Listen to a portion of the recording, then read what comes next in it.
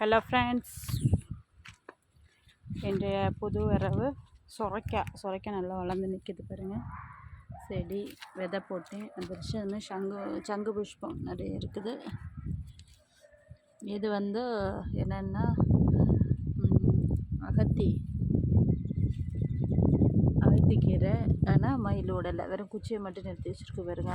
அப்படியே வளரும்னு நினச்சேன். அதுமாதிரி பிரண்டை பாருங்கள் நல்லா வளர்ந்துருச்சு. பிரண்டை வந்து இதை அப்படியே அந்த வெயிலில் படுத்துட்டோன்னா படுத்துக்கிறோம். இப்படி விட்டுறணும் பாருங்கள். இதை இந்த வேலி பக்கத்தில் இப்படி விட்டுட்டோன்னு வைங்க, அதுவாக ஏறி போயிடும்.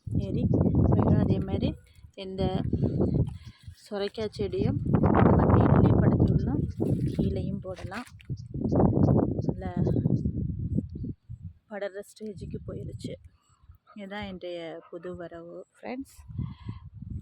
அப்புறம் நான் காட்ட போகிறது என்னென்னா, இப்படி நட மண்ணை குவிச்சு வச்சுருக்கிறேன்னு பார்க்காதீங்க. இது செம்மண்ணை. இதில் பழம் இருக்கு இல்லையா, அதை நான் நிறைய நட்டு வச்சுருக்கேன். உள்ளே போட்டு மேலே மூடி வச்சுருக்கிறேன். தண்ணியை டெய்லி நான் அடிக்கும்போது இங்கே பாருங்கள், இந்த இருக்குல்ல, இதான் பனம்பழம். அதை நல்லா அப்படியே மூணாக வகுந்து அப்படி வச்சு இப்படி தலைகீழாக கமுத்தி வச்சோன்னு வைங்க, இதில் வேறு பனம். இது 100 நாள் நிச்சயமாக பொங்கலுக்கு செட் ஆகி பனங்காய் கிடச்சிரும். பனங்கிழங்கு கிடைக்குங்க. ஸோ அது 100 நாள் கணக்கு. அதில் இப்படி மண்ணை குவிச்சு வச்சாதான் வேர் நல்லா இறங்கும். நம்ம இப்படியே மண்ணை மட்டும் தோண்டி எடுத்துடலாம். இல்லைன்னா கீழே வச்சோம் அப்படின்னா ஆழமாக போயிடுச்சுன்னா கீழே குழி தோண்ட வேண்டியதாக இருக்கும். அதனால தான் நான் அப்படியே மண்ணை குவிச்சு வச்சுருக்கிறேன். பனம்பழம் போட்டு வச்சுருக்கேன். எனக்கு ஒருத்தவங்க கொண்டு வந்து தந்தாங்க. ஸோ நிச்சயமாக இந்த பொங்கலுக்கு நீங்கள் தோட்டத்து பனங்கிழங்கை பறிக்கலாம்னு நினைக்கிறோம். இது நல்ல மணமாக இருக்குதுங்க.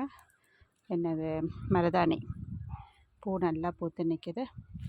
அதே மாதிரி நான் நட்டு வச்ச தெங்கும் தளிர் வர ஆரம்பிச்சிருச்சு பாருங்கள். 3 வருஷத்து தெங்கு நட்டேன்னு சொன்னேன் பார்த்தீங்களா, தளிர் வந்துருச்சு. சூப்பராக அழகாட்டு ஒரு இலை போட்டிருக்குது. இனி அதை பிடிச்சிக்கிறோம். வேர் பிடிச்சிருச்சு, அதெல்லாம் தளிர் வருது. அதனால் இனிமேல் தெங்குக்கு பயம் இல்லை. பாருங்க, குட்டி தளிர் அழகாக வந்துருச்சு. இனி பழச்சிக்கிறோம். அதே மாதிரி சப்ஜா சீடு ரெடி ஆயிடுச்சு பாருங்கள். இதை எப்படியே பறித்து எடுத்துக்கிட்டு நாளைக்கு பறிக்கிறத நான் காட்டுறேன். இன்றைக்கி நான் பாத்திரமும் பேப்பர் எதுவும் கொண்டு வரல பறித்து வைக்கிறதுக்கு. நாளைக்கு சப்ஜா சீடை பறிக்கிறேன். பறிச்சதில் பாருங்கள், விதை பறந்ததுக்கப்புறம் இன்னும் இருக்குல்ல, இதுதான் சப்ஜா சீடை விதை. நல்லா காஞ்சி பறிக்கிற ஸ்டேஜுக்கு போயிடுச்சு. பறிக்கும்போது நான் உங்களுக்கு வீடியோ காட்டுவேன். இங்கே பாருங்கள், சப்ஜா சீடு எப்படி காஞ்சி போயிருக்குதுன்னு பாருங்கள். அழகாக பறிச்சிடலாம். பறித்தா நமக்கு நல்ல யூஸ் ஆகும். டெய்லி கொஞ்சம் தண்ணியில் போட்டு குடித்தாலே போதும், ரொம்ப நல்லது. ரொம்ப ரேட்டுங்க கடையில் வாங்கினோம்னா. ஆனால் இங்கே நிறைய தாராளமாக கிடக்குது, நம்ம தான் பறிக்காமல் இருக்கிறோம். அப்புறம் இன்னொரு செட்டு பாருங்கள், சப்ஜா சீடு. இதுவும் இந்த விதையெல்லாம் அப்படியே கீழே விழுந்து கிடக்குது. இனி கொஞ்சம் மழை பெஞ்சிட்டா போதும், அதுங்க நல்லா வளர ஆரம்பிச்சிடும்.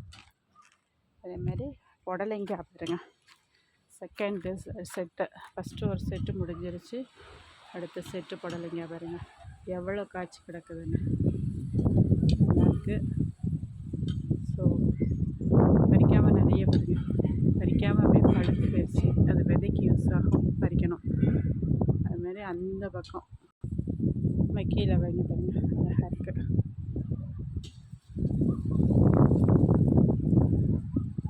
நிறைய புடலைங்க காய்ச்சி கிடக்குது. புடலைங்க விதையும் இருக்குது. எல்லாத்தையுமே எடுத்து போடணும்.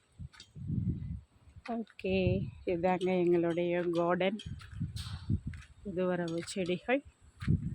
இன்னும் நிறைய செடி வாங்கி உங்களுக்கு வீடியோ போடுறேன். நன்றி.